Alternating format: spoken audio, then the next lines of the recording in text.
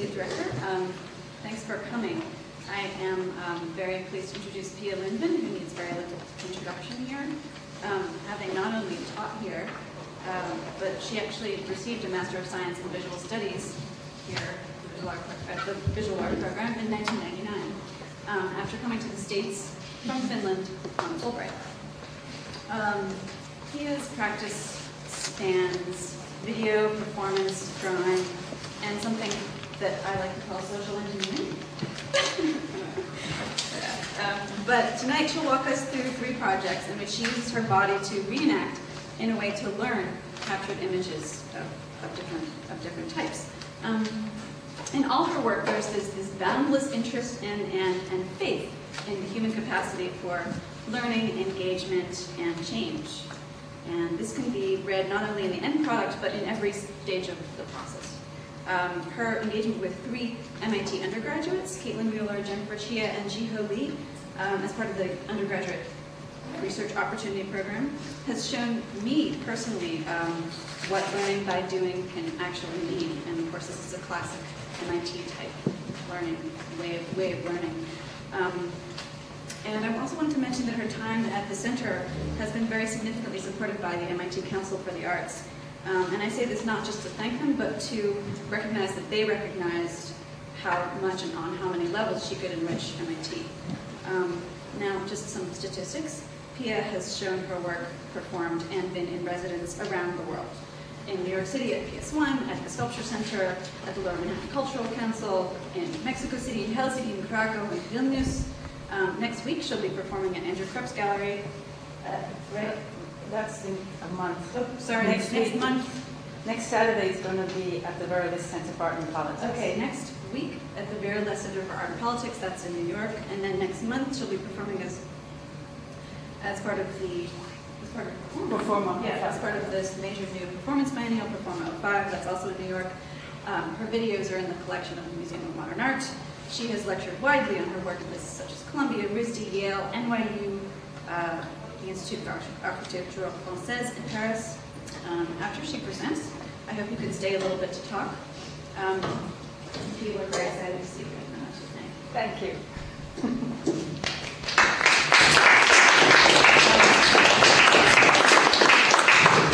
Thank you for a wonderful introduction, and thank you everybody for coming. I'm just thrilled to see so many people here. I've spent the summer and the fall here at MIT as a fellow, and started working on this new project that has really sort of evolved in ways that I wasn't anticipating necessarily. And this really kind of, in order for me to present that work for you, I really feel I need to show first 2 other projects that I've done previously that really led up to the assumptions and the ideas that I had when I started this project. And then I'll show what's been going on, and then sort of we can maybe all think about where the project might be going at this stage, and what kind of new openings and vistas are there. Having said this, in other words, this is definitely very much a work in progress. So I want to be quite discussant about it. I want to engage all of you as much as possible in whatever you want to ask, comment, or bring forth criticism, etc. So I will welcome any kind of utterance from the audience. I don't know if I should take responsibility of this term social engineering and just shortly, briefly explain it a little bit.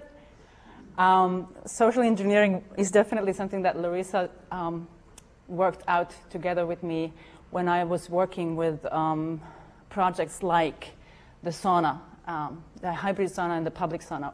The hybrid sauna here at MIT and the public sauna at PS1. And what came about from that type of work, where I make an intervention into public sphere with something that can be seen as architectural, but even more than just architectural, some sort of a social interaction machinery or system.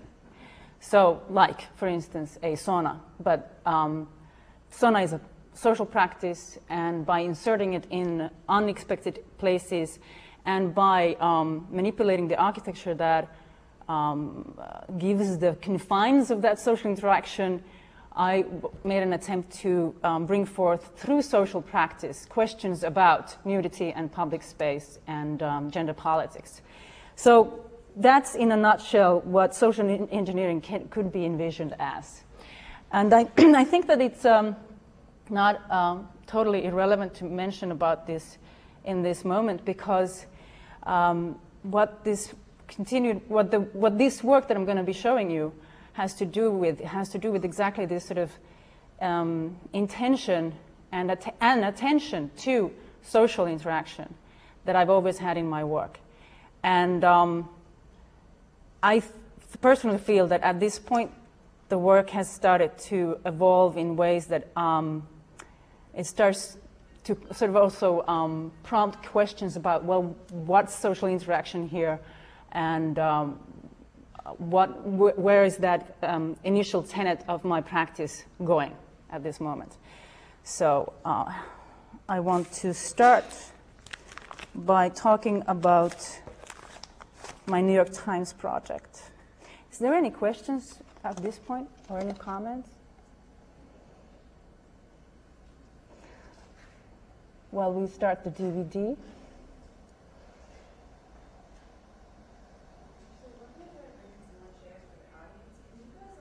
Yeah, you can move up closer. There's space here, and there's some chairs here as well.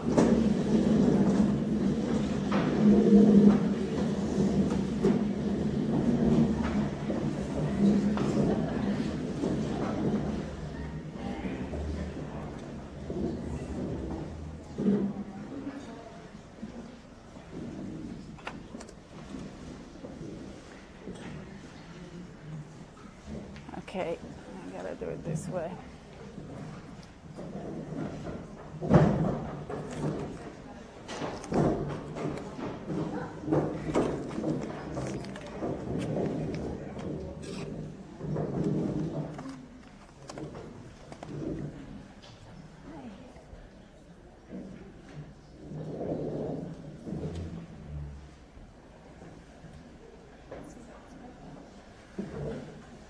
There's one seat here and one over there, if somebody wants to be seated.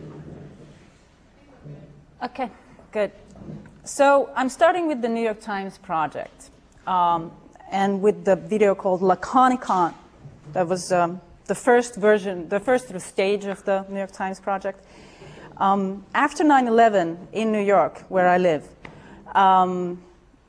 I experienced something that I think everybody in New York was agreeing with, that there was an immense collective, spontaneous collective reaction from people to go out every night, every evening. People went out during the day as well and met up in the parks. There was a certain kind of sense of collective togetherness, mourning, and sort of helping each other to deal with the constant, I mean, the 2 first weeks, there's this constant anxiety.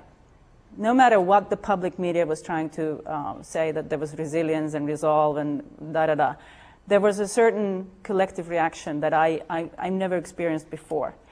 And it was expressed in the flowers, in the candles, in statues, public statues being covered in peace marks, and et cetera, et cetera. The police would not react, would not take things down. I think they were up for maybe a month or so, and after that, slowly the police started to clean up the city and go back to normal. So that was a collective grieving process I have not seen, the width of it and depth of it, I've not seen before. And what really shocked me personally at that time was how the media really captured, hijacked, and transmuted that reality into something that they could use they weren't actively using it for any kind of propaganda or anything, but it became one of the many elements very, very sort of easily used for arguing for action of the government or in the city that I I would say that most of the people who were being photographed weren't agreeing with. Mainly, of course, the sort of latest outcome is the Iraq War. That these kind of images just become so powerful as arguments, especially because they're irrational, especially because they're based on perceived as authentic and spontaneous emotional reactions. They become, as if they were neutral and personal, they can then, because of that, they become so vulnerable to be used in various public ways, in various political ways. They're like free-floating markers that you can just then sort of fix on some message and say, this is what we got to do. You know, let's go bomb Afghanistan. So this was my personal reaction to what happened there, and I felt that because of this, okay, it's time for me to do a piece that tries to analyze and understand what does the media do when it does what it does. And so for 1 year, that was actually a year after 9/11, for that 1 year, 2002 to 2003, I collected images off the pages of the New York Times, and solely of people grieving. And I traced all of these images. I think I traced maybe 600 of them. And then I reenacted these images in front of the video camera in the sort of solitude of my studio. So what you're seeing in this video here is me meticulously, carefully reconstructing each of those images, basically the gesture of a grieving person. And what I try to do is repeat mechanically with my body. I don't try to interpret, I don't try to invest any emotion into it. I just want to look at the gesture as it was a language. Almost like trying to bring forth the alphabet of grieving as it is being presented by the New York Times. And in this video, I feel it's very important that you can see the construction of the gesture, then you can see that moment of striking the pose, and potentially also be struck by the affective effect of that image that has been reconstructed. This video goes on and on for an hour. There's 400 of the gestures that I have reenacted. It was important to me to wear gray and have all the props that I used be of the same gray. The idea was that, you know, people were showing pictures of their lost loved ones. They were holding up flags. They could be any kind of flag, because these are from all over the world and from all over all these different situations, children, men, women. I had to come up with some way of, and ostensibly at least, neutral, physical apparatus, in a way, where then you can really just focus on the gesture itself, rather than, oh, this must be from Afghanistan, oh, this must be an American from 9/11, because there would be the colors or the particulars of the context. So it's kind of like the 18% gray of the neutral gray of the photographer. It could also be seen as the gray of the newspaper, sort of undistinguishable. But then when I had finished the video, I printed out stills from the video, and based on those stills, I then drew again the gestures. So I have these instruction books of 100 gestures each of these various images. And I'm going to actually show that to you now. That was the second stage of the project. And for me, the drawings were the sort of end result in the beginning. I thought that they would be the end result, where I really was hoping to get exactly the alphabet of the gestures. 400 gestures as signs. Like, these are the ones that are used in New York Times. And they can be arranged and put together in various combinations. But what happened when I showed this piece to a lot of people was that because of their very laconic quality, I'm sorry, I have to find the right spot. Here. Because of the laconic quality of the drawings, especially when there was no information about the context. There was no caption, there was no particular sort of information. People started to invest their emotion into these drawings. What I tried to take away and discard in order to analyze, people were putting back in. So it became a different kind of process of emotional quality that I had not foreseen. And in a way, sort of reinstalling some sort of a psychological process that definitely is not happening when you're reading through the newspaper. When you're just browsing through the newspaper, you don't pay attention to the images. You're combining it with the various information that come out. But this way, something else happened. You had to start thinking, why is this woman in this particular way? Is it a woman, actually? Is it a man? Who did she lose, and why is she crying? Where in the world is this? What situation is this depicting? And I liked that, actually. I felt that, I was just going to end up with cold, emotionless images that could be, that then could be used as this sort of clear-cut information about, well, this is how the media uses it, or whatever. But instead, I ended up with something that was totally blowing off of my hands, because people felt things when they watched this, when they looked at this. So that got me into thinking about what is emotion, and what does it mean that people have to hold here when somebody's lost their son and they're standing next to the body of their son.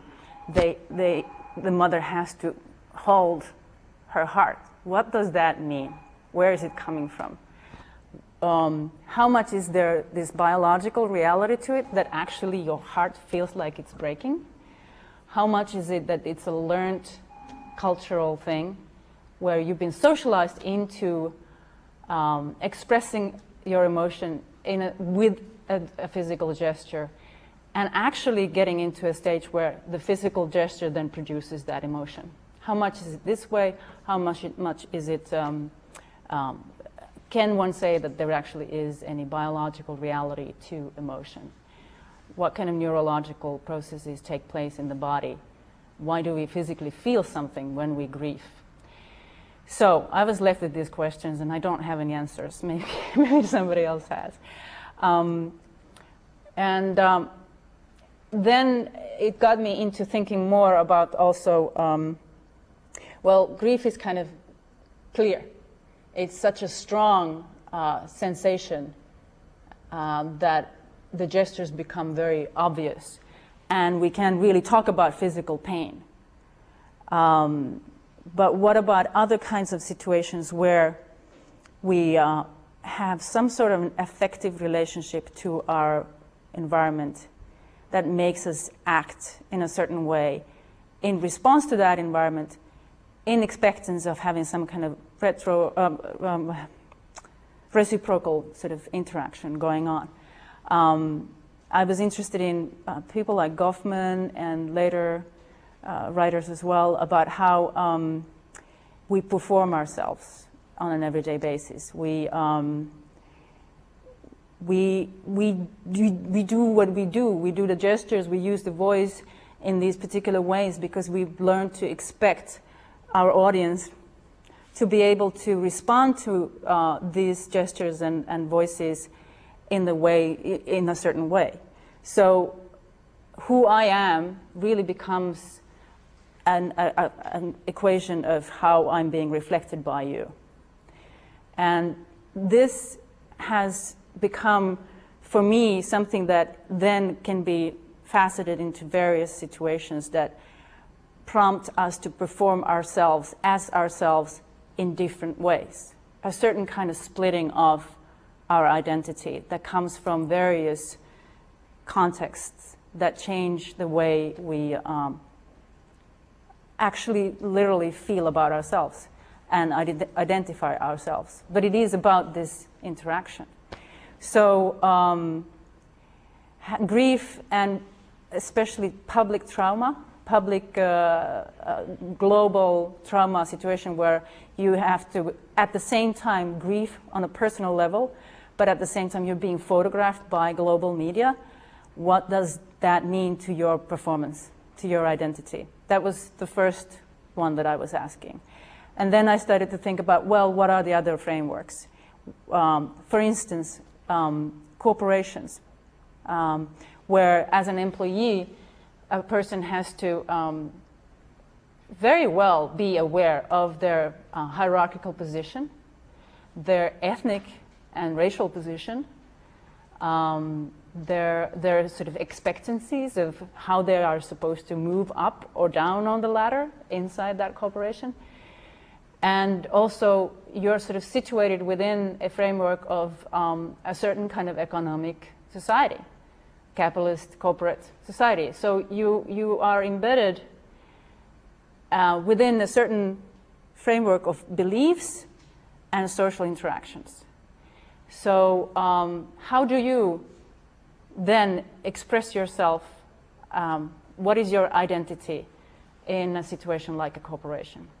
And that's why I did then the next piece, which was a residency, artist-in-residence in a capitalist corporation in downtown Manhattan. And I asked the employees of this, I literally had an office inside their office, so it was a working office. And I went every day, as everybody else, I walked into the office and I stayed there all day for a month.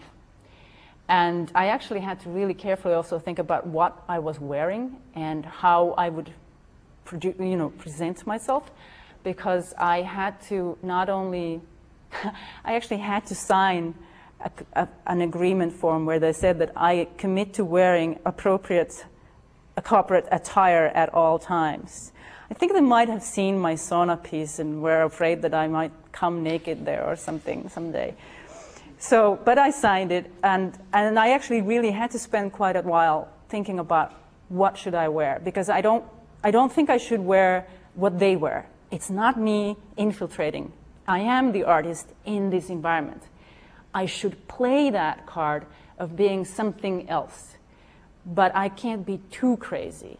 I have to be approachable. I can't scare them off. So I ended up having these nice loose Ellen Fisher pants and a t-shirt and sort of a little more colorful, but not too bright and not too crazy. I think it was very successful. So I'm sitting in my office with a window that shows into the rest of the space.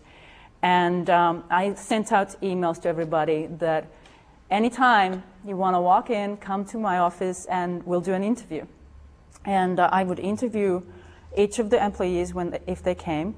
For quite a while, I would really interview them and try to find out what they are. Like what's their education, what's their position in the company, what's their values, how do they feel about life, and how do they feel about their work, all these different questions. And then eventually we would step into this situation where I had the camera film myself, and they would then direct me as I would reenact the gestures that they perceive themselves to be doing on an everyday basis in the office. A lot of times we would have to simulate situations. I would be like, okay, so you're walking down the hallway and you're seeing your boss and you know you screwed up something, excuse me the word, something the previous day, so how do you talk to your boss at that moment? Or you're bored at a client, you're talking on the phone, how do you talk? What do you do? And here's then some of the results. And again, I use the same technique of reenacting in front of the camera and then also making stills, drawings. But what I'm showing now is just the video of some of the reenactments. Again, there's hundreds of the gestures, but this is just a sort of distilled version of the whole thing. The place was called the Global Consulting Group. How appropriate.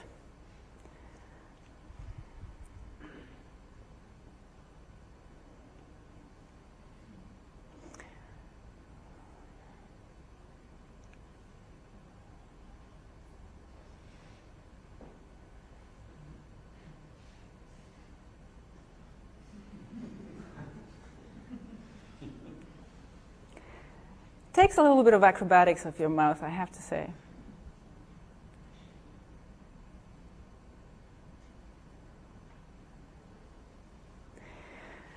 I would then show this in my office in a monitor, and then I would also have the drawings on the walls. And it was quite interesting to have the employees in the office come in to my office and recognize themselves in the drawings, which is me, you know, these are of me. And the other thing was, for instance, how people were, I mean, I, at least, having spent so much time on this, can really say what's the social stratification of the gestures. What is a typical receptionist gesture? What is a typical kind of a mid-range actioner's gestures? What is a CEO gesture?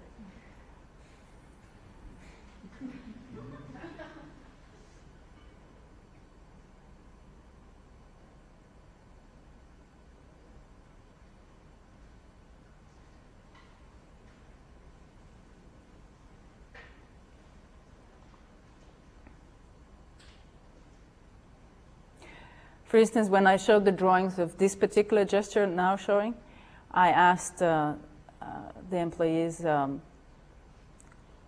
who they think that this might be. And they said, oh, it must be one of the CEOs. And the truth is that a CEO would never use a gesture like that. It would be way too patronizing. Absolutely, ever, never. That was the receptionist talking to the maintenance guy.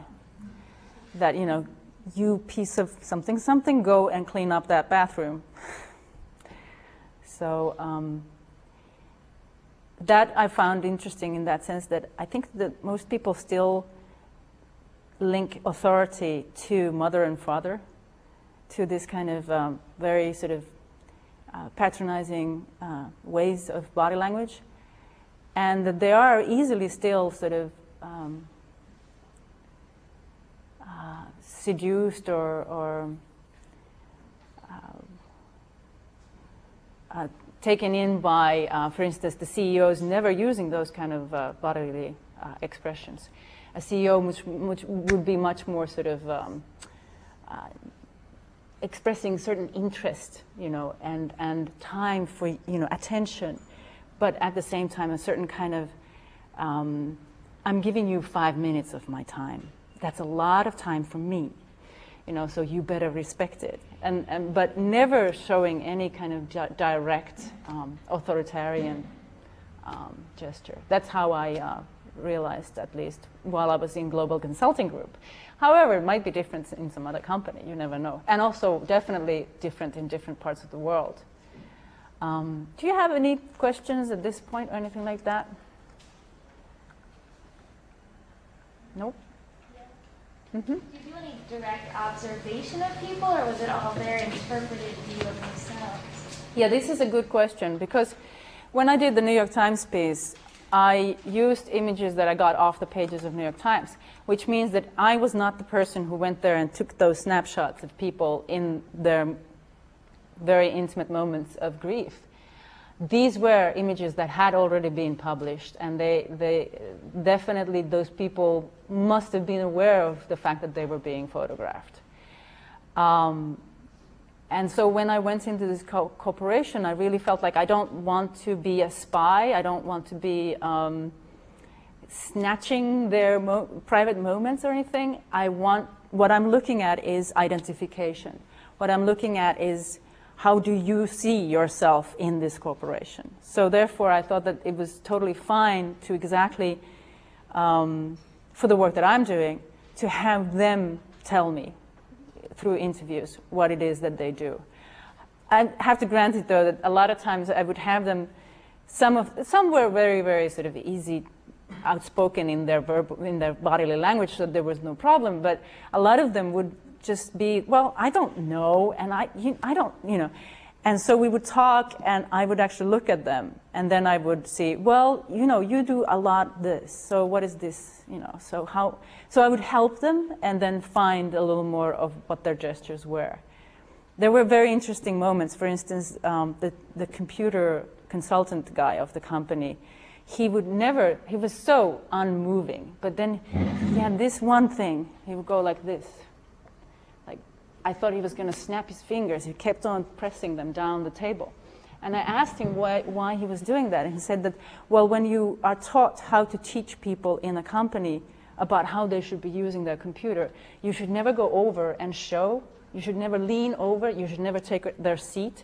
You only have to hold your hands behind your back and tell them what they need to do. So he had developed this sort of, I think he had an urge to go over to the screen and, no, press this button. And so he had developed this way of suppressing that urge by pressing those fingers towards the desk. So, you come across a lot of various things. But no, I would not want to go and just sort of, well, two things.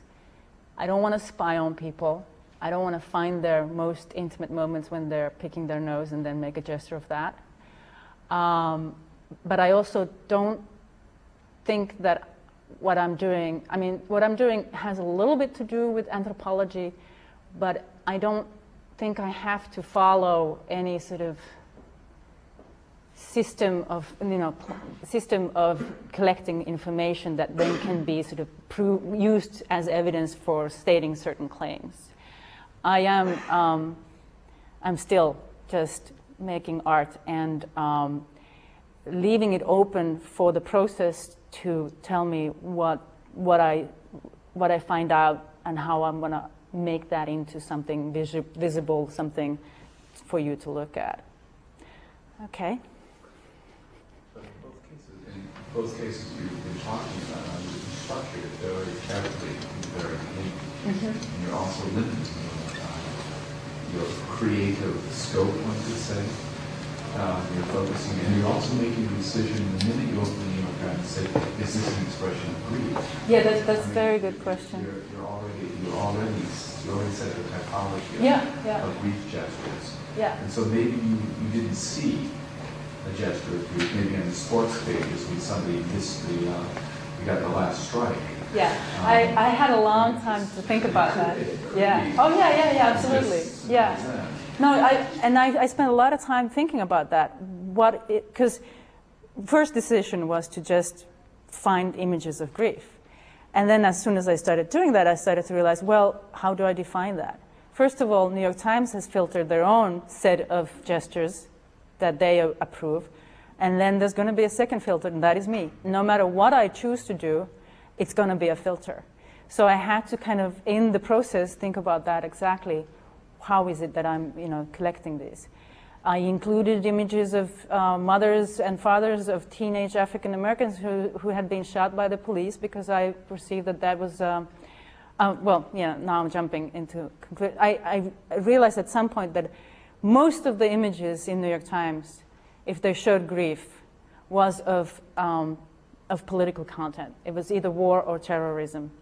A few times you would have natural catastrophes, and I made that decision then that I wouldn't include the natural catastrophes into my selection. And of course now I've totally changed my mind after New Orleans, because I started to think that, okay, I'm going to choose the images that are of political content. So I did leave, you can see that on the speech pages you would have some at some point, and they could also have political content. But on the whole, I decided to sort of narrow it down a little bit this way because there was so much. But then exactly, I opened it up in situations like, for instance, the police abuse cases. I included the images because I perceive that to be state terrorism. So, but to your question about narrowing the project down, I do think that I oftentimes start with some tenets that almost like a mind game. Like, look, if I look at this way and I just sort of narrow it down to looking at this particular strain of this particular thing, and then I see where it takes me.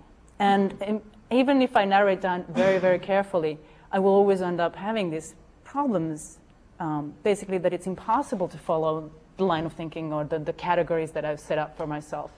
And that sort of forces me to rethink the whole thing.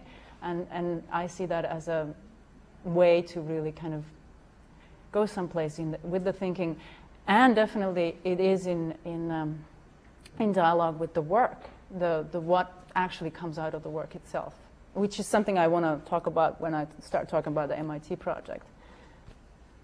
Oh, just a quick question about how studying these images has affected your own gestures.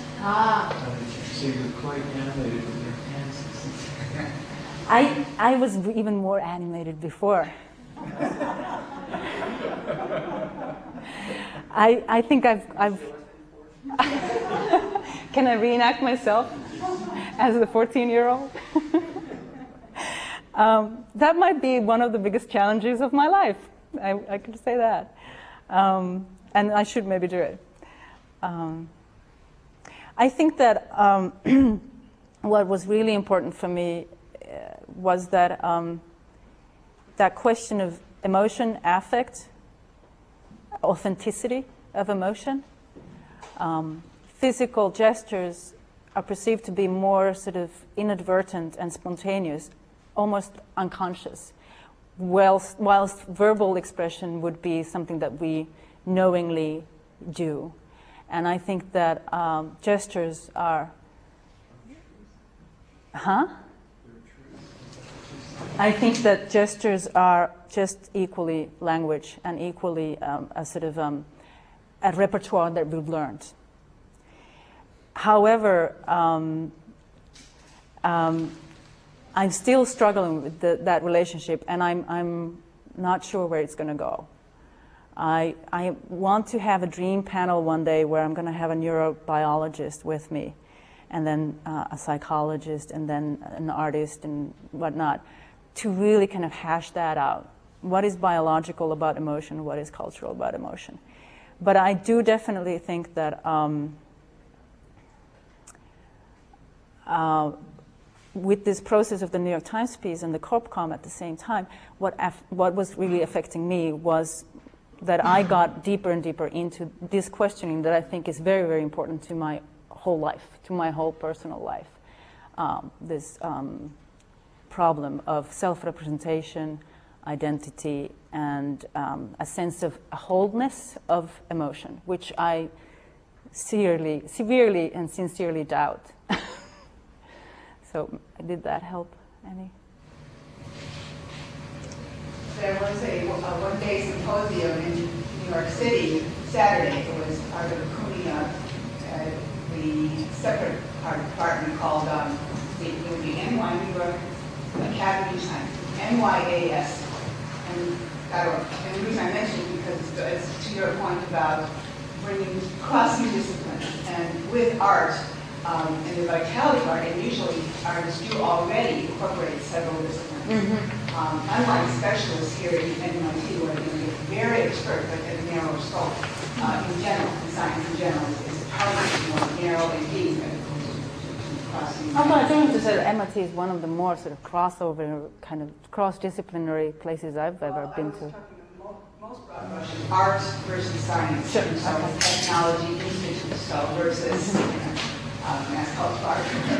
But the reason I mentioned the website is because they will be putting up what they call basically a synopsis briefings, one page or something, plus a little clip of each of the panels, so to the artist. And they were cross-written, so people from MIT that are working with movement in the optical camera movement and art, and others neurobiology, others. Right.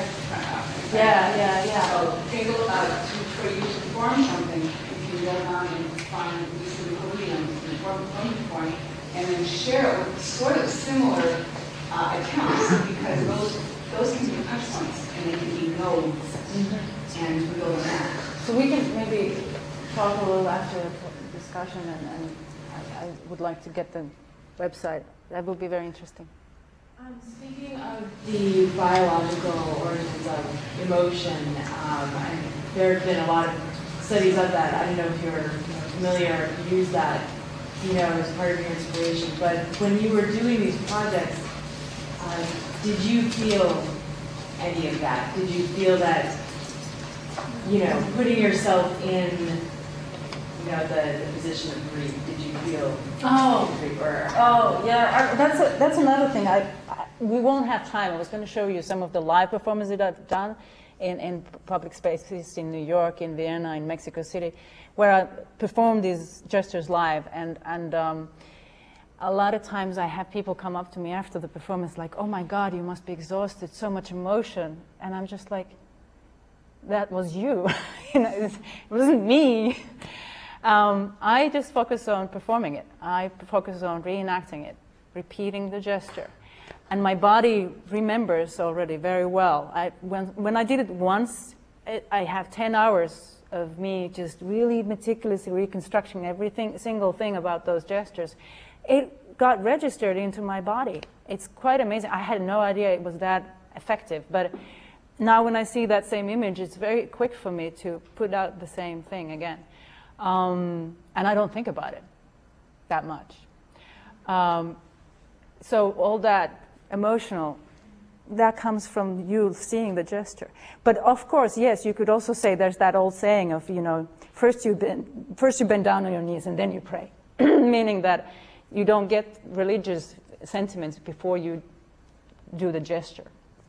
And so one could imagine that if I was like this, I could actually feel it. And I'm sure if I wanted to, I could evoke it, I could bring it forth, but I don't, because I have to perform. But also, the point of the decision to do that thing with the 9/11 people, the victims. Well, the reenactment of all of these gestures is not 9/11.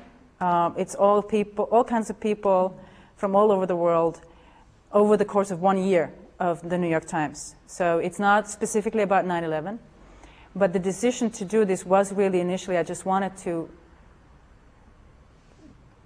shed off all that affective thing that we have when we look at an image of context, of flags, of pictures of loved ones, just all that paraphernalia that comes with producing emotion, producing empathy, and just look at the politics of what that is, that language.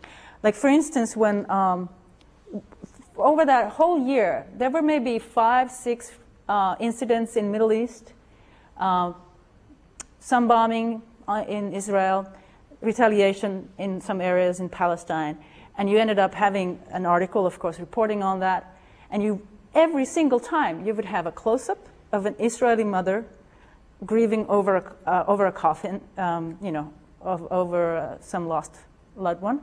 And then you would have a picture of the Palestinian funeral of maybe some preteen boy. But what you would see was just a black mass of Palestinian angry men throwing stones. Now, the Palestinians turn their funerals into riots because they use that as a platform for political message. Equally, this Israeli mother is used as a platform for a political message.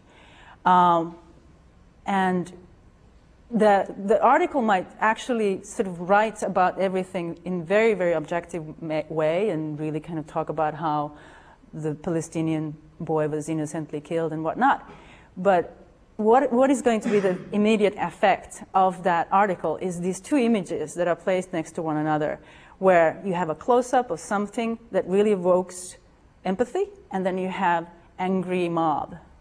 So it's very clear how this is a way of using images in an effective way.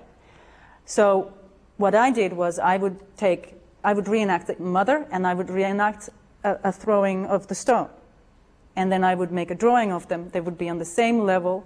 They would have the same language. They would not be specific to context. They would just show that these are two different sort of signs in that alphabet. And it's not that I'm saying that by this I could say that from now on we're going to think about the news reporting in a different way. It's just about pointing at this, the different ways that these images are being circulating there, and how they are being sort of embedded or changed or transmuted. I don't know if that was really very empty, good explanation, but something along those lines. Yeah, I don't know if you're going to be here, but I think it's a 15, Mobius, M-O-B-I-U-S, as an experimental black box platform. That you no longer have a permanent space. But what one of the artists is doing, what you're talking about, if you're here for Outrageous, their yearly party, they also have performance and art pieces. And one is of pictures from newspapers, specifically narrowing a subject to bound cars. Okay. And inserting in a different image. So you think, it looks very, the montage is quite remarkable when you're seeing it up close. And then you're realizing, wait a second, you're questioning your assumptions about this and why it's normally portrayed. It's also the Atlas Group and Wally Rudd who's done this whole fantastic work on duping us in terms of news reporting. Yep, I know. We have to move on. So you remember I talked about of this idea of different frames, different contexts, prompting us to perform a partial us, a partial identity of ourselves in different ways. So that, in a way, we are there, we are who we are, we really are in that moment, but we are also performing at the same time so that we can play in that affective network. And so what I wanted to then start looking at here at MIT, having done the grieving part, having done the corporation, you could imagine maybe doing religion, I started thinking, well, what about scientists? What about researchers? What about people who work in academia? And specifically people who work with finding out about things they don't know about. And that being a relationship to something, an object, be it abstract, a concept, or a real physical object. And I felt that, we already know that there's this idea of course, this rational thinking and scientific thinking where you build an argument by basing it on experiments and finding out facts.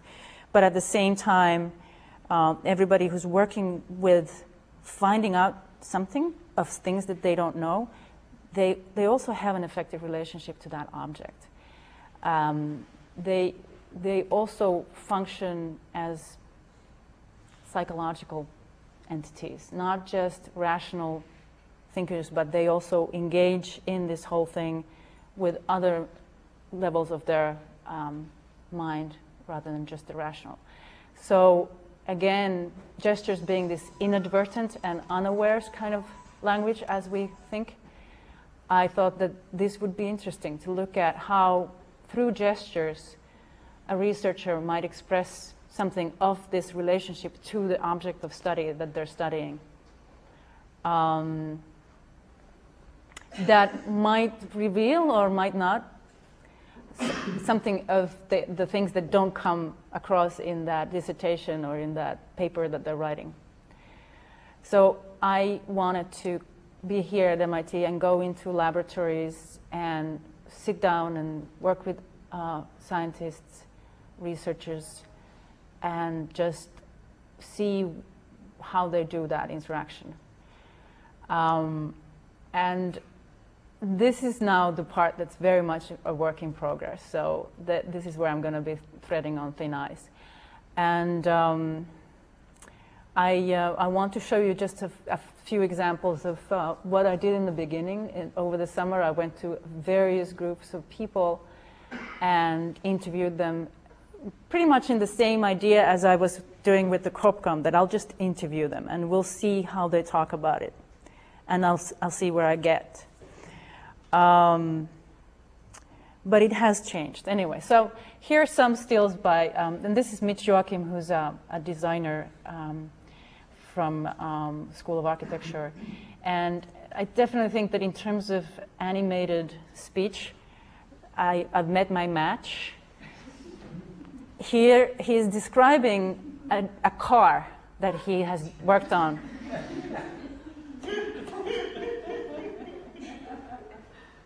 Is Mitch here? He said he's gonna come, but maybe it's...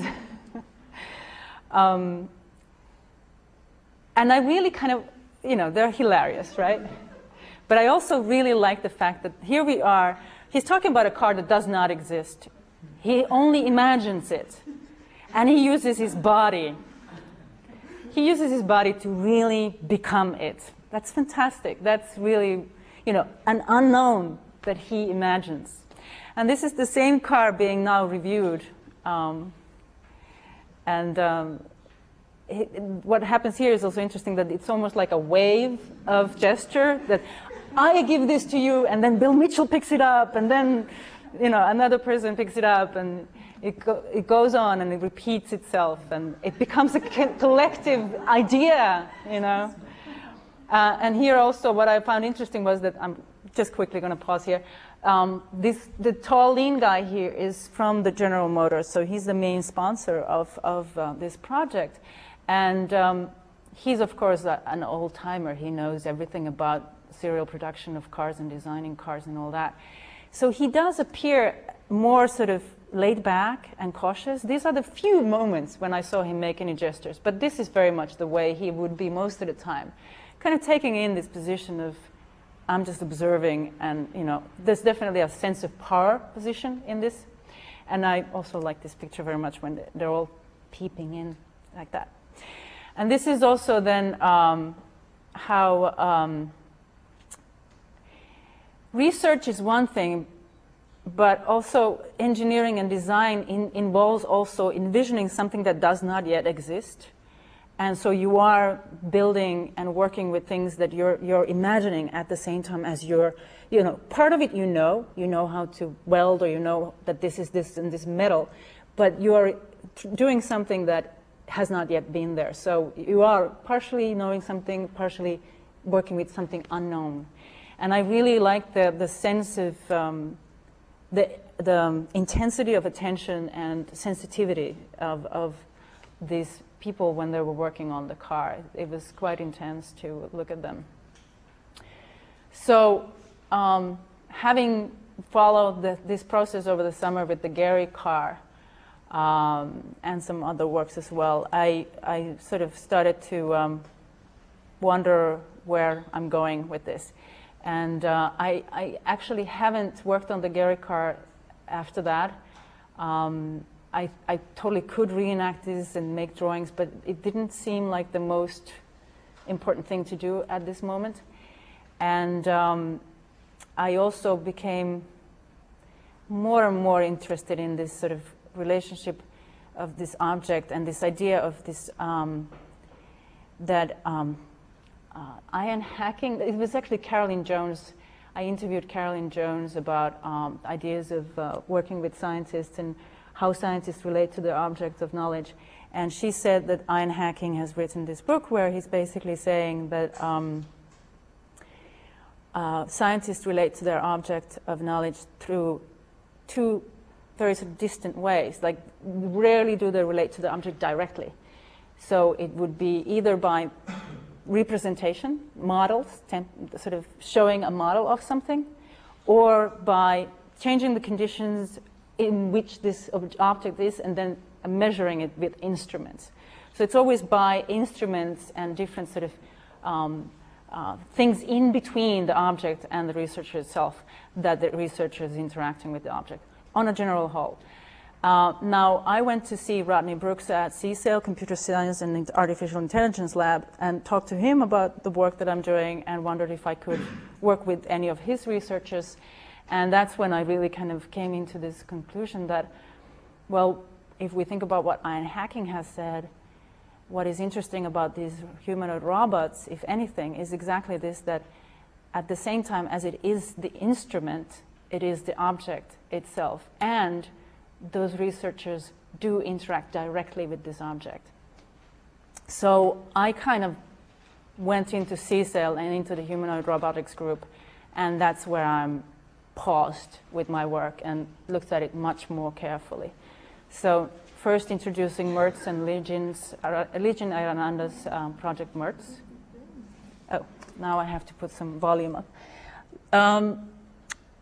this is actually, Mertz is sort of a follow-up of Kismet by Cynthia Brazil. So Mertz is a face, a head, that can make facial expressions based on affect. And it's interesting, and something that I might not want to venture into is the description of how it's being programmed, but as far as I understand, it's fairly sort of simple operations of, like Mertz speaks to you. The one that's trying to learn word parts, so it's trying to repeat these, it repeats its very perform. But it doesn't necessarily know what it's saying. It reacts to your tone of voice, your facial expression, and then, in a way, mirrors back.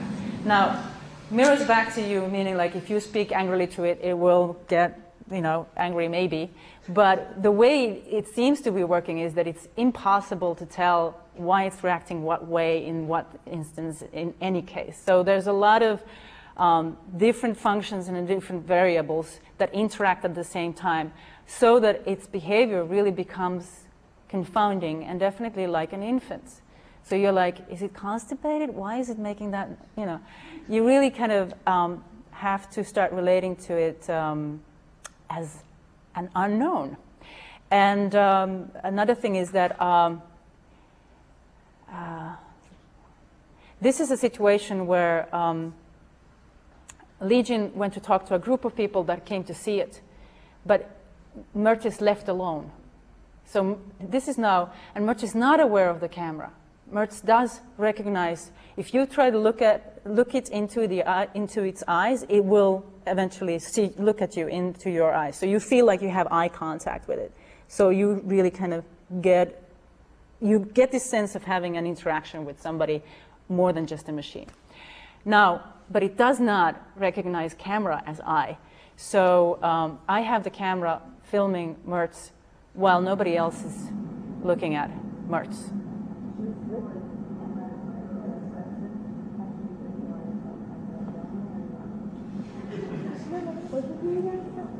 So this is the teenage group interacting with it.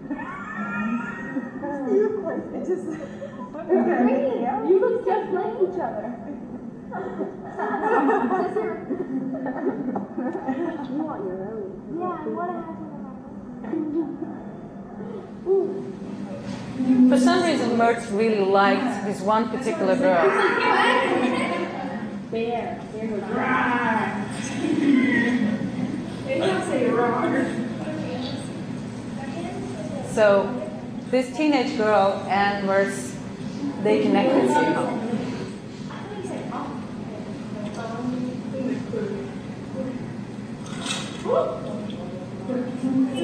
That was my lunch.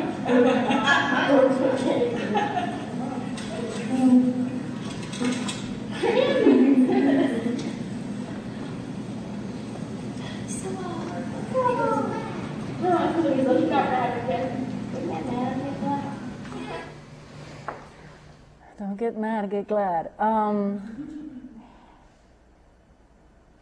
Okay, I'm just going to let it roll for a while now. So Domo is another of these humanoid robots, and Domo has the same capacity of being able to see you, look you in the eye, but this is particularly now specialized in recognizing objects moving around and then picking them up and learning about them as it holds them in its hands. And this is one of the very, very early efforts, I think, that this is actually, yeah? Do they learn in the sense, are they, this is an important question. Yes. Do they take information in and then recompute it so that the next time they can reuse the same information? I feel so insecure talking about these things because I know they're all sitting over there. But my answer would be yes. I mean, the idea is that they do accumulate that information and can reprocess it and use it in the future. So they're storing it and they will react to similar gestures. Well, I don't know if there's any gesture recognition going on, no. But it's more this sort of, Mertz can learn words. If you wave a yellow thing in front of it and say yellow, Mertz will learn yellow. And then when it sees a yellow object, it will say yellow. If I approach Mertz and push my hand into its face, It'll probably frown. yeah, I mean, and we'll repeat that gesture again. We're going to make the same gesture. Yeah. So it's not actually. It doesn't learn in the sense that you and I would. Yeah, you understand. In the sort of extended sense of learning, in the sense that it would store information that could be reused in a similar situation. They do in a very specialized case. About their bodies or motor learning, that type of thing. Thanks. So, yeah. It makes a difference. It does make a difference. It certainly has made a difference for me because I've gotten more and more interested in what this means for my interaction with them or anybody's interaction with these characters, these robots.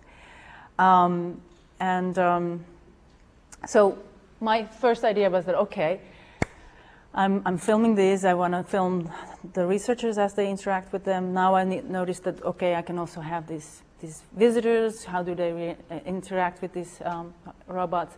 And then I realized that, but I also want to reenact the robot because,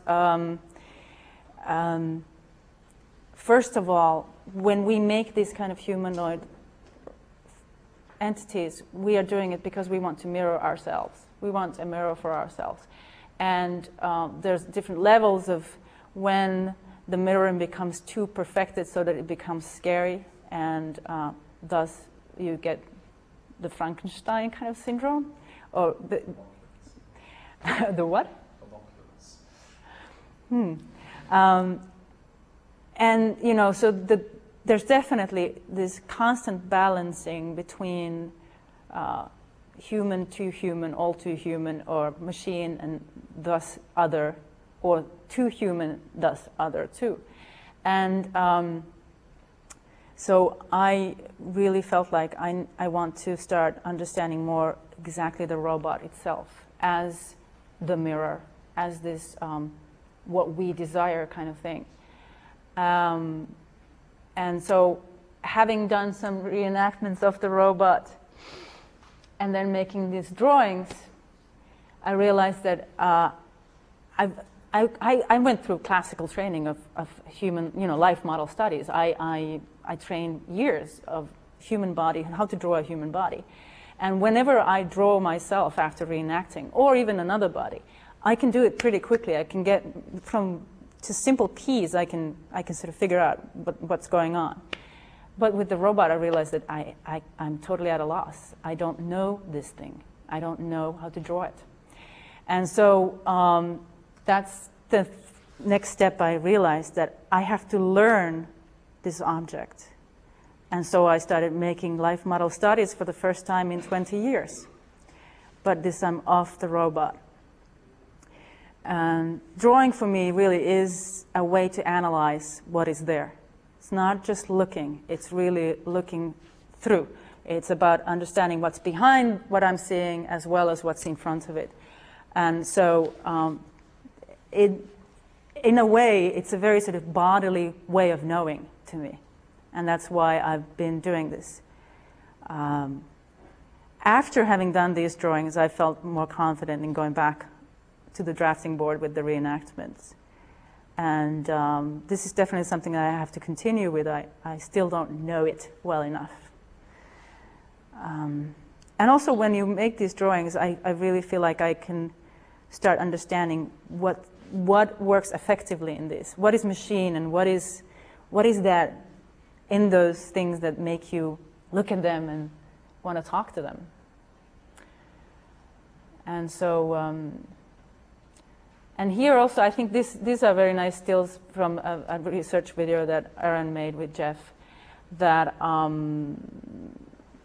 how this sort of touching the robot is this attempt, is this question.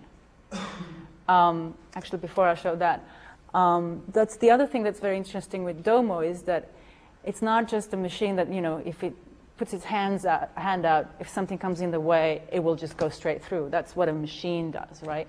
This one actually has a way of sensing that there's something in the way and will respond. You know, it's not like it's just going to mechanically go through. So when you do touch Domo, there is a dialogue. And so here's me for the first time interacting with Domo.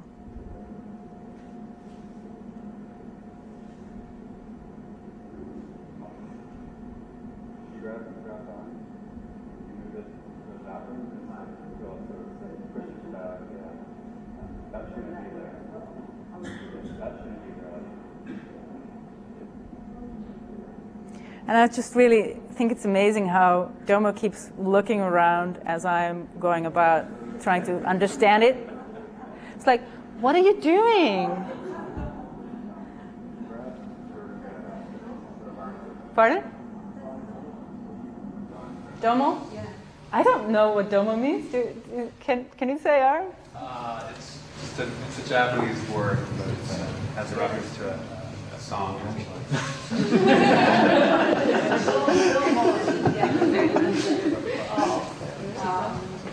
When you work on something and then you want to thank, then they would say, Oh, Domo. Oh, Domo. Yeah. And then That's when true. you somebody and talk about something and then get some information or whatever, and I mean, if he doesn't like it or she doesn't like it, I mean, we can just say, oh, Domo, and then we can just blare. It's just things. a smoothing out of things? Yes, smoothing out things. That's cool. That's good. Yes? So you mentioned that you're using drawing as a way of getting to understand how the robot works and so on and so forth. There was a question earlier about whether you reenacting some gestures triggers emotions in you. Mm-hmm. Would you actually, following that line of reasoning, think that if you were to gain some ground in terms of understanding through drawing and other means how a robot acts, you could also reverse engineer the codes that generates this behavior for the robot? Do you think you would be able to do that, and how would you go about it? Well, that would be very, very daring of me to say, but with the drawing, like I said, it's not necessarily learning to understand how it functions, how it works. It's more about learning what it is, relating to it. And I actually think that in this process of making these robots, it is useful for the maker to know what it is. Like what is it that it's doing on another level than just the function? What is it, how, and I know that this is something that surely is being discussed and is being, considered. What does it look like? And like, it's not a coincidence that Mertz looks like a baby face. But it's also not a coincidence that it doesn't have a furry tail. Like. Your exploration is not in understanding what makes that thing do what it does, but it's sort of a self-exploration. You're trying to find means to access your own. The things of like I looked it in the eyes. It's sort of a projection of sorts. Yeah. And I'm really kind of wanting to. I think on the bigger whole, that is very much around what I'm working. That how do we project and why do we project and what does it do and how can I intervene in that projection? Because I think that it's always something good to be looking at a little critically. Because if you don't think critically about what you project, you are going to be manipulable. Yeah. I see something very interesting in comparing what you're doing now in comparison to the earlier project. You empty out those gestures of their emotion, form. And now you're looking at something performing and you're projecting into it. Yeah. It seems to be you're sort of switching positions a little bit in terms of, just thinking in that way, that might be what you're doing. I think that I'm oscillating between the two positions constantly. and definitely, yes, I'm trying to look at what happens in that relationship and what are the different projections, not just me, but others as well. Well, let me just show this, because this relates to what you were saying. So this is now me. You saw the video where Domo is catching the ball. This is me now reenacting those gestures. I chose specifically this overall, of course, because the robot is sort of displacing and replacing the mechanical work, the car mechanic worker. So the robot is taking on the dress of that. It's a little bit of an internal pun or an internal joke, but I also think that it works nicely as some sort of a costume. You have to have some sort of costume anyway.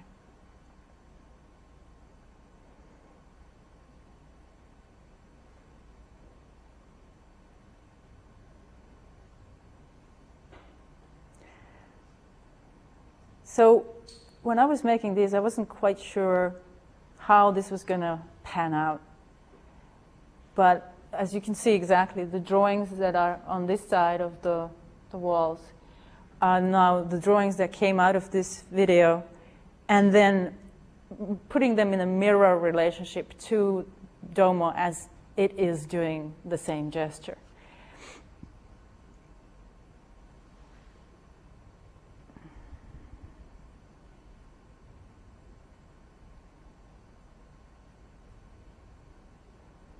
And of course, here I have to fill in a lot of blanks. Like physically, I can't do what Domo was doing with his 3 fingers. I have a mouth and a nose. Domo doesn't.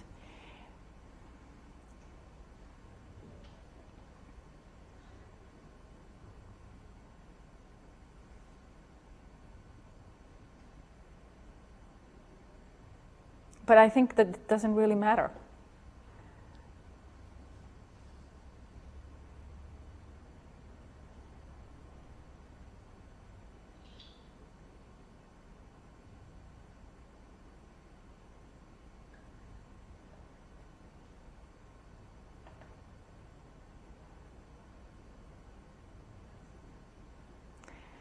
And then the next one was,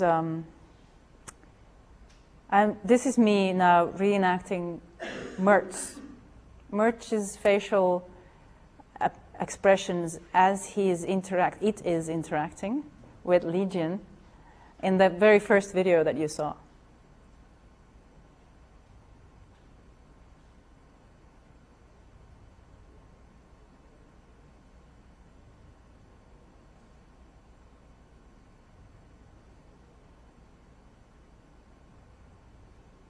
I noticed that I think that there was something wrong with Mertz's neck at that time, and it was constantly sort of tilting back.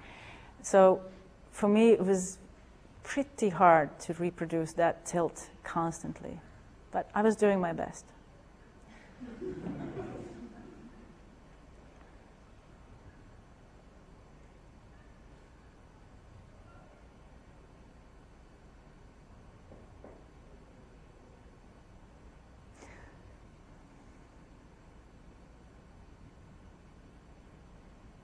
I really liked Mertz's eyes when they were like these sort of very, very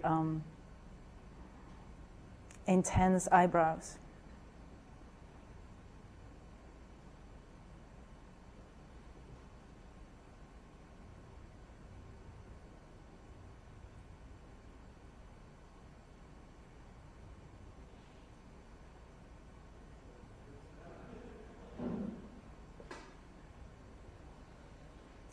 And this is Legion, and I'm reenacting the same, exactly the same still of, I mean, this is just one of the many stills, but this is in direct relationship to one of the gestures of Mertz, as Legion is looking at Mertz, and Mertz is looking at Legion.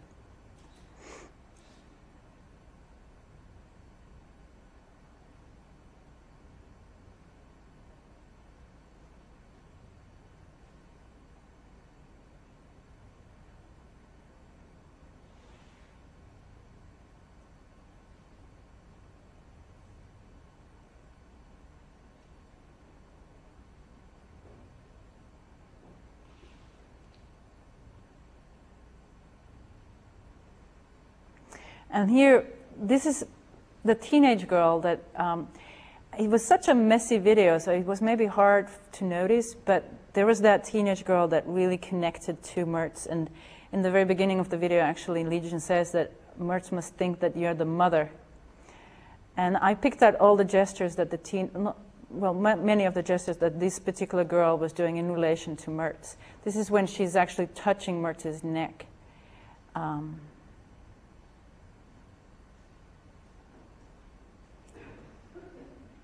And here, definitely coming full circle from the New York Times piece, because here, this particular moment, I'm trying to really reproduce this look of love that this teenage girl had. And I mean, she was fascinated. It was quite amazing. And here are now some of the drawings.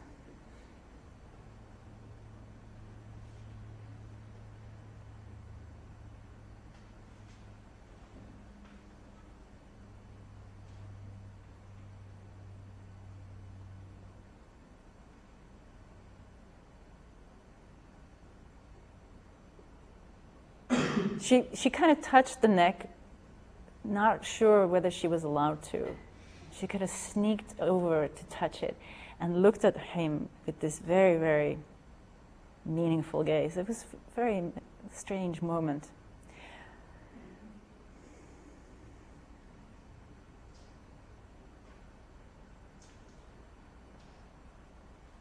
And here is now Mertz and Legion, which is me reenacting both of them and then placing them on the same page.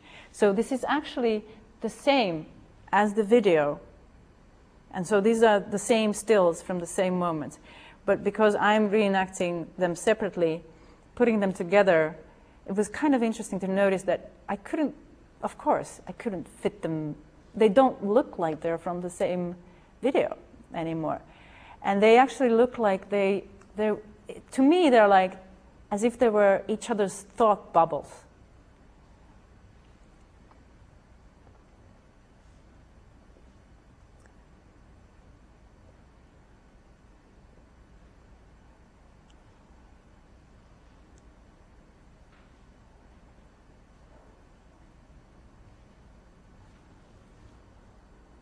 So that's it.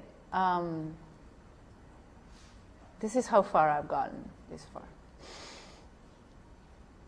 I'm just curious about the process of going from thinking about the scientists and their object and the interaction with the object, and then going to the object itself and trying to reenact the object itself. Mm-hmm. And then the way that those sort of slipped into one another. I'm just curious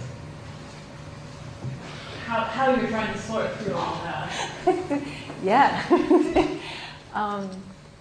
I just really, very, very recently did this reenactment of Mertz and Legion and put them on the same page. And it came out as a shock for myself, what it looks like.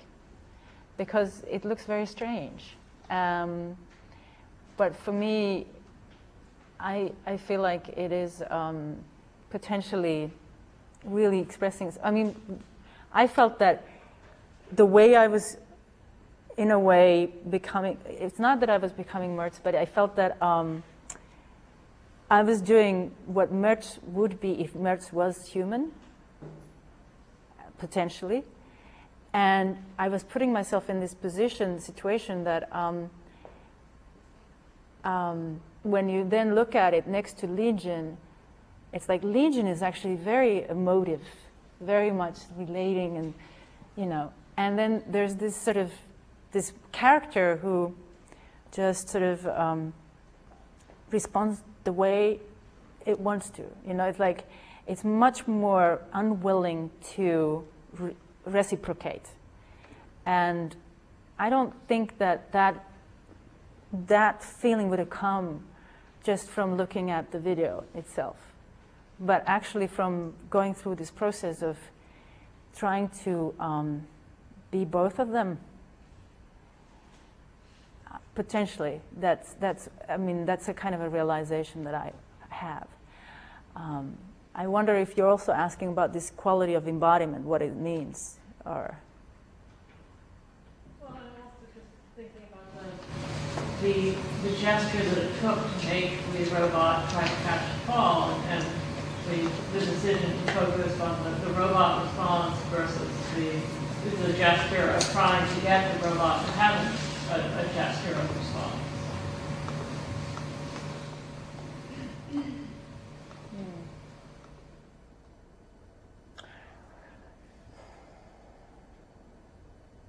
You have to repeat that. I couldn't quite get it. To the extent that you're focusing on, for example, the robot catch and fall, Yeah. then there's a whole series of gestures to try to get that reaction in the first place.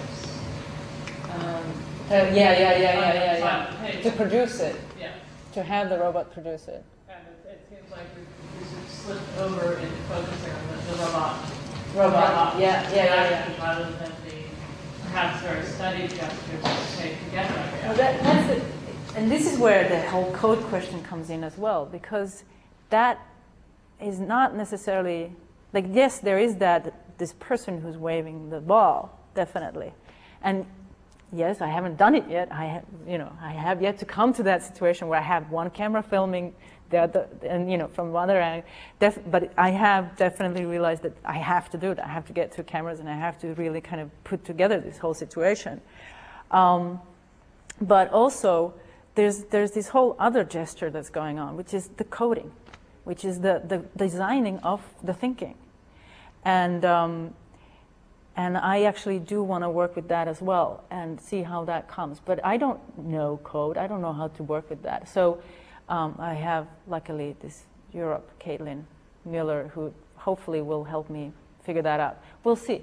But this is, I wasn't even going to talk about this part because it's another very, very big alley, like highway to go into that. How do we produce this? But even with that, it's still about the same thing. It is about us wanting to have this mirror. So it is us reflecting our own gesture, in a way. There's also a moment of control in that point, too, that you want to control the opposite by eliciting certain responses. So you act to elicit the responses, in a sense, control the object, being the robot. I mean, this is just a negative way. I'm not even only controlling the object. I'm trying to control the researchers in the whole situation. I understand, but in the sense that we're trying to elicit something from the robot, you know that it might react in a certain way. So you stimulate it. Yes, I mean, and that's, like, emotions. well, that your question goes to so many different directions. It's the mirror gets to be, okay, I want this to move in that direction. And the mirror becomes even more complete in that sense. I think you had a human being sitting far from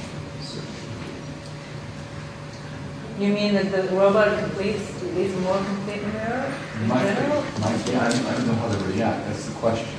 I mean, if they react erratically, well, that's the thing. too often, then of course it's not the complete mirror. But if they react to certain things in similar ways all the time, then you yourself learn how to control its motions. Right?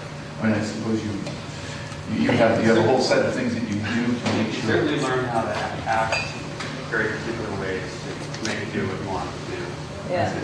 A naive person comes to interact with it, they can't get it to generate behavior that you would like to do. Absolutely, yeah. And in that sense, it's really like, you meet a strange dog, or you meet a strange, like a child, and, you can assume certain interactions will fly, but others won't. In that sense, it definitely works as trying to relate to something that is also partially unknown. But I think that it's a very, very tricky question because nevertheless, they are being designed. They're being made. So, and that's the first gesture, is that deciding of what kind of programming, what kind of eyelids do we put on this thing. So there's a lot of that kind of control as well. But what is really hilarious is that there are moments when it's surprising, like it's not behaving in an expected way or anything like that. But in any case, that can happen with almost any kind of situation. Okay, yeah. Well, you talked about, you sort of touched on it briefly, but your choice of dress, you said it was sort of a joke, but it actually seems pretty relevant. Oh, yeah. And in terms of, you're interacting with the robot on a one-on-one, but then there's like a larger interaction too. Maybe why I wanted to belittle this whole costume choice thing is because I feel like any costume that I choose is still so rudimentary in time, if that's the right word. It's like any costume is referring to something that has sort of these societal meanings. And you can't get rid of that. And it just, like the researcher has a costume that is referring to medical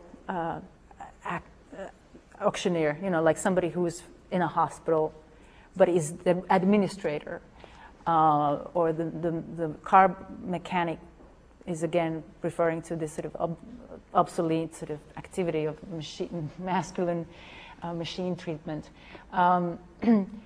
There seems to be very little of any dresses that would not have connotations that automatically will bring in questions of power and society as we know it into it.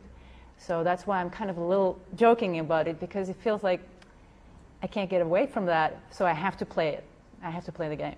Right, well, it's just that, it's sort of real, that robots do sometimes take the place of human, and there's been an issue in the past, and, it's how do you, then what does it mean for the technology that they're making now? Like, what are these robots going to do? Talk about that, or... How do you mean? What is it that these robots are going to do? Like, how will they function, in relation to society? Yeah.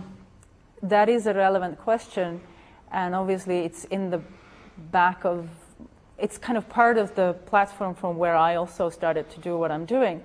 But I feel like I want to ask more this question of mirroring our narcissistic selves, because even I feel that is even further elemental, if you want to use that word. Like, that is playing a huge part in all of that we're doing, in both the being scared of it as well as wanting to promote it. There's so many different things that are going on at the same time. Military interests and economical interests, biomedicine, and all these questions that have huge impact on everybody's lives. But,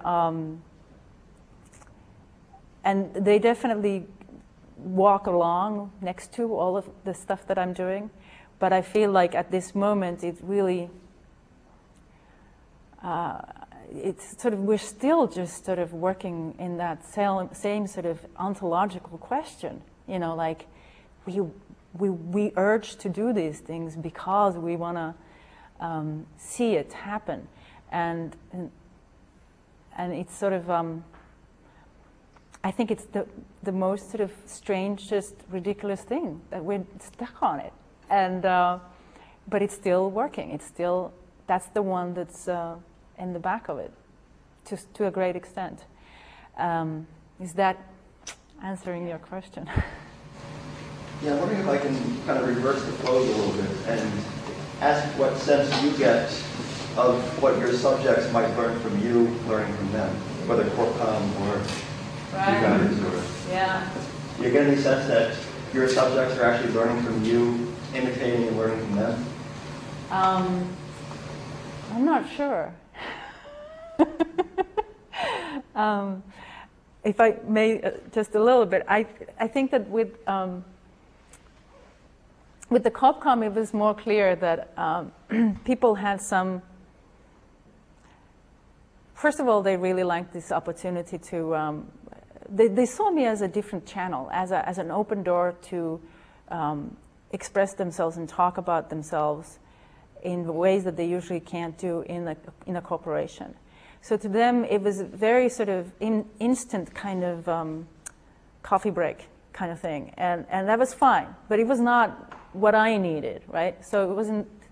It was just a kind of a byproduct of what I was doing. Does that extend to more general day-to-day? Like, do they reconsider what they were doing? Or? Yes, that's what I'm thinking. That I obviously I left after that 1 month, but I did get some sense of this, that when they walked into the room and they were able to recognize themselves in my drawings, and then they were able to start looking at all the other gestures, something interesting might have happened in terms of their thinking of their own position and their self-representation and identification in the corporation, potentially. I can't prove it. I can't say that this is right, but I think that there was an opportunity there. The New York Times piece is a very different question. I think that the most powerful thing was that people were able to process emotion looking at those images. I was a lot of times afraid, I still can be, but not as badly anymore because I've been doing it for 2 years now. But in the beginning, when I was performing in public, I was afraid that people might attack me, because I was afraid that somebody might suddenly recognize their own grieving selves in the newspaper being repeated by me. I was afraid that they would think that I'm mocking their grief, which is not what I'm doing, but I can kind of see that somebody might react that way. So I don't know what that takes anybody. With the robots, I think that maybe some valuable thing can come out of this, exactly this sort of investigation into, like putting in a third mirror into this mirroring of each other, and really kind of try and see what is it that we're looking for in these objects, as not as some kind of entity, rather than, oh, it works this way, oh, it does this and this and this. Is this okay? The same question, I guess, if one of the scientists could answer that, would be interesting. Say that again? The same exact question, if one of the scientists, I can see one here. Yeah. Very different on the spot. I don't. I'd say that one thing is it certainly gave me a better sense of how the human body and our actions relate to the robot. There's a lot of sort of design choices that are made that not arbitrary, but you don't give a lot of thought to them while you're doing it. You're being very functional about it. And then when you see a person actually trying to recreate that movement, you realize, well, if I had designed it differently, maybe it would be more of a better fit. Well, thank you.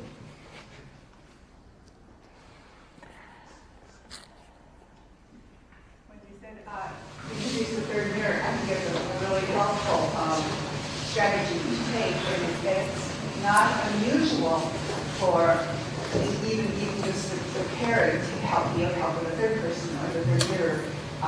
You can be part of the technology. For years now, they have classes in, you refer to corporations, and there's classes for presentation skills. I know. I know. Yes. And even the fact that having a camera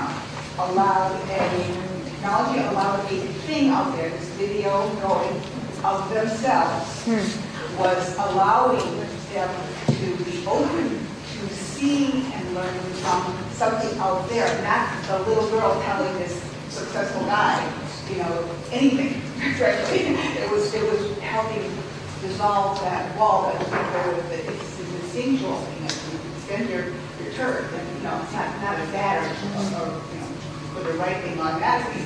It's part of our wiring, part of our social society.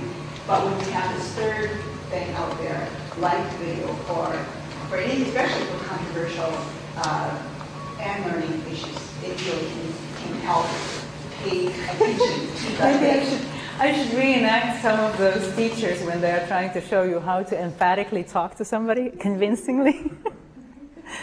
I mean, it's definitely something that has come up before, and I feel like I would like to think that my work is antithetical to that. You know, like not trying to convince anybody that way. But what, to the point of what you just said about trying to control by using a language and language and gestures. But on the flip side is the mirroring, which in social sciences is noticed as an attempt to communicate, to find that common language, because we cannot read each other's thoughts and intentions. And that's why email turns into blaming so often. But there's a different interaction with the robot than you would have with the human being in terms of communication. Because communication with the robot is still on a, I would say, rudimentary level, so the communication is not one of imparting something so much as it is getting the robot to react. So the robot is reacting rather than thinking through what he's doing. This communication. It understands the communication, but it's a physical communication. And this is it's not because I'm at the point. I bring out a big point. I really wanted to bring this out earlier, but I didn't think it would work so well. I tried to get you to think about Barber's, Abby Barber's iconology and the way he was dealing with images. And there are a couple of central formulae in that. One of them is called Lightshot's Distinctions, which is the treasure of human passions. And this is how they're communicated over the generations and what things are repeated. And this is something where you sort of, when you're dealing with a robot, I think it's very difficult to begin to insert this sort of thing. And he sees that as a very communicative structure over generations, over centuries. And the other thing is pathos formal. And there you might get something with a robot that could repeat that. But the pathos formal, that means the idea of the formula of expressing pathos in any way. I know Andrea has been telling me to look at this for the longest time. But I mean, this idea of actually looking at the sort of character of the communication in the gesture and how it's repeated in various ways and what it can communicate, what it cannot communicate. And I see that with the grief thing. There was but I don't believe that. Well, I think that's maybe one of the things is that to some degree we are familiar with our own repertoires of gestures and the history of that. But what is kind of interesting exactly is this is a robot that, first of all, we're trying to make it do what we do, but then it fails. And it does things that are unknown to us. And that's when it becomes interesting, because it is doing something else to us than exactly a complete mirror.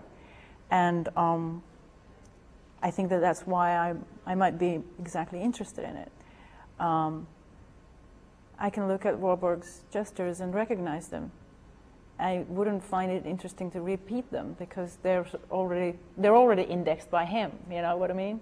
So in that sense, I don't necessarily know what process. I could try and see what process comes out of that. But if you understand, this is also why I did the New York Times piece the way I did. I took them from something that is seen as live, you know, as something as part of life rather than an index. And yeah. The quality and the meaning of communication. I mean, there is something in the sense of communication going on with the robot. I think the question is about understanding exactly what the communication is, where it's limited and where it's not limited. Yeah. I mean, you understand what I'm suggesting? I think I do. There's this, I mean, with those drawings, Legion told me that whenever she's interacting with Mertz, she feels like she has to go down to the basement with it because she finds herself talking to it like a mother talks to an infant. She becomes very animated and emphatic, and there's a lot of emotion coming out because you are trying exactly to manipulate it to behave the way she wants it. And she feels vulnerable, and she feels that it's an intimate moment.